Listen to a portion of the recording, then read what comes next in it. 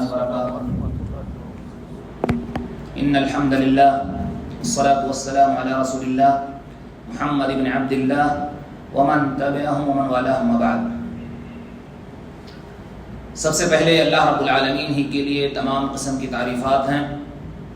ہر حال میں ہم اسی کی تعریف، حمد و ثنا، بڑائی کبریائی بیان کرتے ہیں اور اسی سے مدد طلب کرتے ہیں، اسی سے ہدایت کے طلبگار ہیں. بے شک اللہ تعالیٰ جسے ہدایت دے اسے کوئی گمراہ نہیں کر سکتا، اور جسے گمراہ کر دے اسے کوئی ہدایت دینے والا نہیں.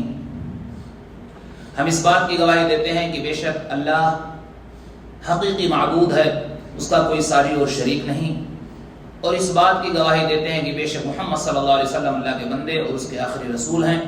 اس ذات گرامی پر انگینا درود اور سلام نازل ہو. اللہم صلی علی محمد و آلہ وبارک وسلم.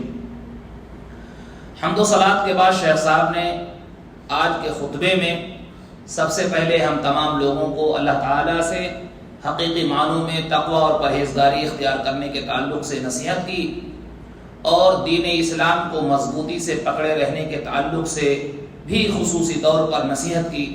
اور اللہ تعالیٰ نے فرمایا وَتَزَوَّدُوا فَإِنَّ خَيْرَ الزَّادِ التَّقْوَىٰ، کہ تم توشہ اختیار کرو، اس لیے کہ سب سے بہترین توشہ جو ہے تقوی اور پرہیزگاری کا ہے. آج کے خطبے میں شیخ صاحب نے بڑوں کا احترام کے تعلق سے خطبہ دیا کہ جو بڑے ہیں عمر میں، مرتبے میں، مقام میں، ان کا احترام بہت ضروری ہے. اس تعلق سے شیخ صاحب نے چند آیات اور اسی طرح سے بعض احادیث آج کے خطبے میں پیش کی ہیں. سب سے پہلے چیز یہ جان لینا ضروری ہے کہ اللہ رب العالمین نے قرآن کریم میں اور احادیث نبوی میں پیارے رسول صلی اللہ علیہ وسلم نے ہر ایک کا مقام و مرتبہ بیان کیا ہے، اور ایک دوسرے کی تعظیم، احترام، اس کا ادا کرنا سخت ضروری ہے. اللہ کے رسول صلی اللہ علیہ وسلم نے فرمایا انزل الناس منازلهم، کہ لوگوں کو ان کے درجات کے حساب سے ان کا احترام، ان کا وقار اور ایک دوسرے کے درجے کا خیال کرتے ہوئے ان کی تعظیم کیا کرو. بہرحال جو انسان عمر میں بڑا ہو جاتا ہے اللہ کے نزدیک اس کی حرمت قائم ہوتی ہے، چونکہ اس نے اللہ رب العالمین کی عبادت کی، اپنے اوقات کو، نوجوانی کو اور اس طرح سے ادھیڑ عمر کو اللہ کی عبادت میں اس نے لگایا. اب وہ عمر میں بڑا ہو گیا ہے تو ہمیں چاہیے کہ اس کا احترام کریں. ایک مشہور حدیث ہے، اللہ کے رسول صلی اللہ علیہ وسلم نے فرمایا لیس منا من لم یرحم صغیرنا ویعرف شرف کبیرنا. دوسری روایت میں ہے لیس منا من لم یرحم صغیرنا ولم یوقر کبیرنا، کہ ہم میں سے وہ شخص ہے ہی نہیں جس نے ہمارے چھوٹوں پر رحم نہیں کیا اور بڑوں کی تعظیم نہ کی. تو بڑوں کا احترام جہاں ضروری ہے وہاں چھوٹوں پر رحمت اور شفقت بھی سخت ضروری ہے. ایسا نہیں ہے کہ آپ چھوٹوں کو الٹا سیدھا کچھ کہیں اس کے بعد وہ آپ کا احترام نہ کرے. یعنی ایک دوسرے سے ضروری ہے کہ ایک دوسرے کا ادب، خیال، ان کے مقام مرتبے کو جس طرح سے چھوٹے بڑوں کا احترام کرتے ہیں ایسے ہی بڑوں کو چاہیے کہ چھوٹے لوگوں کی ہمت افزائی کریں، ان کو الٹا سیدھا نہ کہیں. بہرحال ابو بکر المزنی کہتے ہیں کہ جب تم کسی بڑے عمر والے کو دیکھو تو یہ سوچ لو کہ یہ اسلام میں بھی ہم سے پہلے ہے اور نیکی کرنے میں بھی ہم سے پہلے ہے، اس لیے ہمیں اس کا احترام کرنا چاہیے، اس لیے کہ وہ ہم سے بہتر ہے. اسی طرح سے جو شخص، اللہ کے رسول صلی اللہ علیہ وسلم نے ایک مشہور حدیث کے اندر فرمایا خیر الناس من طال عمره وحسن عمله، کہ تم میں سب سے بہتر شخص ہوا ہے جس کی عمر لمبی ہو اور اس کے اعمال اچھے ہوں. تو اگر انسان لمبی عمر پاتا ہے اور نیکی کرتا ہے تو سمجھ لیجیے کہ بڑی خیر اور بہت بھلائی اس کے اندر پوشیدہ ہے، کیونکہ جس قدر اس کی عمر لمبی ہوگی اسی حساب سے اس کے اعمال بھی اچھے ہوں گے. اللہ تعالیٰ نے قرآن کریم میں فرمایا اللہ الذی خلقکم من ضعف ثم جعل من بعد ضعف قوة ثم جعل من بعد قوة ضعفا وشیبہ. یہ اللہ رب العالمین کی وہ ذات ہے جس نے تم سب کو کمزوری سے پیدا کیا، یعنی اس حال میں پیدا کیا تو کہ تم کمزور تھے، پھر اللہ تعالیٰ نے اس کمزوری کے بعد تمہیں قوت عطا فرمائی، طاقت عطا فرمائی، پھر قوت کے بعد تمہارے اندر کمزوری اور بڑھاپے میں تبدیل کر دیا. یعنی اللہ تعالیٰ جب پیدا کرتا ہے تو انسان کس قدر کمزور ہوتا ہے، لیکن ایک وقت آتا ہے کہ وہ طاقتور قوتور نوجوان ہو جاتا ہے، پھر ایک وقت آتا ہے کہ کمزور ہو جاتا ہے اور پھر بوڑھا ہو جاتا ہے. یہ اللہ کی حکمت ہے. انسانی زندگی کے اندر 3 چیزیں ہوتی ہیں، بچپن، جوانی اور بڑھاپا. تو آپ یہ کہہ سکتے ہیں کہ بچپن انسان کا کتنا کمزور ہے، پھر جوانی اس کی کتنی مضبوط ہو جاتی ہے، لیکن پھر اللہ تعالیٰ اسی کمزوری کی طرف لوٹا دیتا ہے، یعنی بڑھاپا آ جاتے اور اس کو بہت ساری بیماریاں لاحق ہو جاتی ہیں. اسی طرح سے اس کے احترام میں سے یہ بھی ہے، شیخ صاحب نے آج خطبے میں بتایا کہ چھوٹے کو چاہیے کہ بڑے شخص کا احترام کرتے ہوئے اس سے پہلے سلام کرے. اور یہ نبی صلی اللہ علیہ وسلم کی حدیث ہے، یسلم الصغیر علی الکبیر، کہ چھوٹا بڑوں پر سلام کرے، یعنی احترام کرتے ہوئے بڑے سلام کرے. گرچہ جو دوسری حدیثیں اس تعلق سے آئی ہیں کہ گزرنے والا بیٹھنے والوں پر سلام کرے، جو کوئی آ رہا ہے پہلے اسے حق ہے، لیکن مرتبے کا خیال کرتے ہوئے اگر چھوٹا بڑے کو سلام کر لے تو یہ ایک ادب کا درجہ ہے.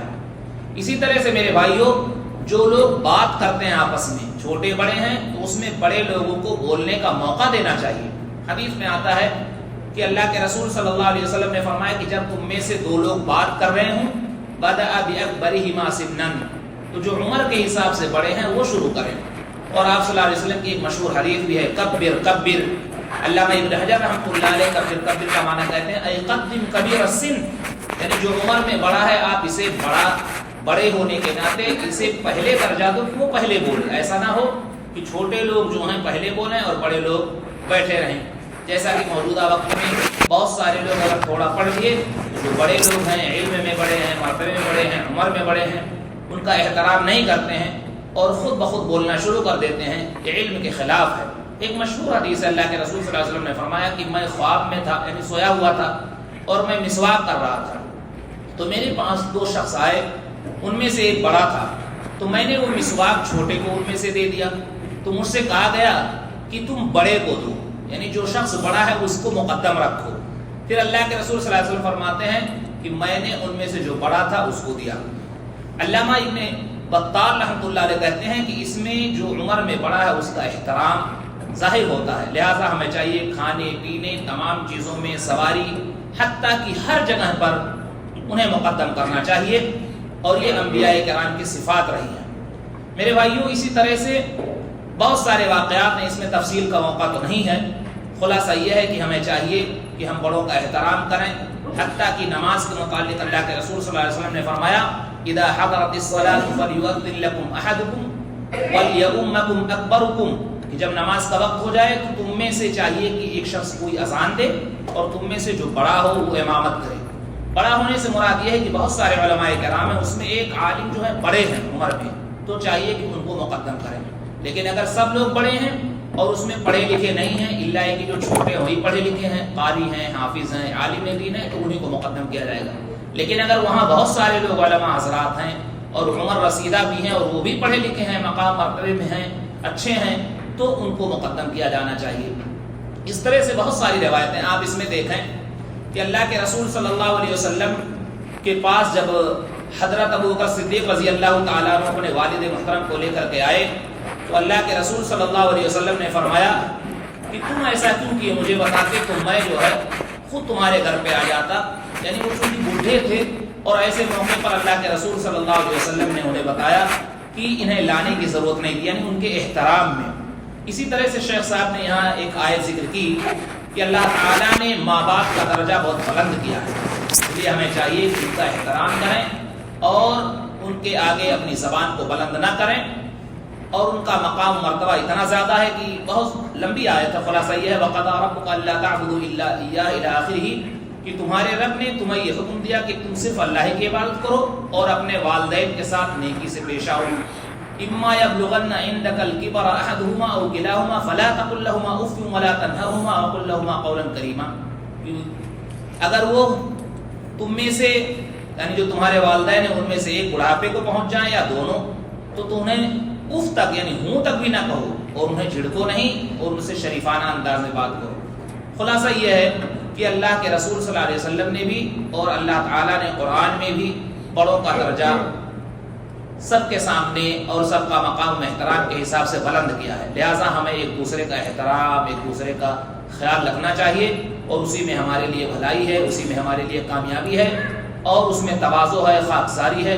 ہل جزاء الاحسان الا الاحسان، کہ نیکی کا بدلہ نیکی ہی کی شکل میں ہے۔ اگر آپ اس وقت، شیخ صاحب نے جیسا کہ خطبے میں کہا کہ اگر آپ بچپن میں ان کا احترام کریں گے تو جب آپ بھی اس عمر کو پہنچیں گے تو آپ کا بھی احترام لوگ کریں گے، اور ضروری ہے، دین اسلام کی تعلیم بھی یہی ہے۔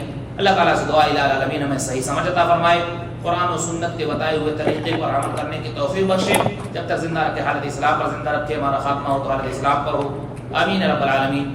وآخر دعوانا ان الحمد للہ رب العالمین۔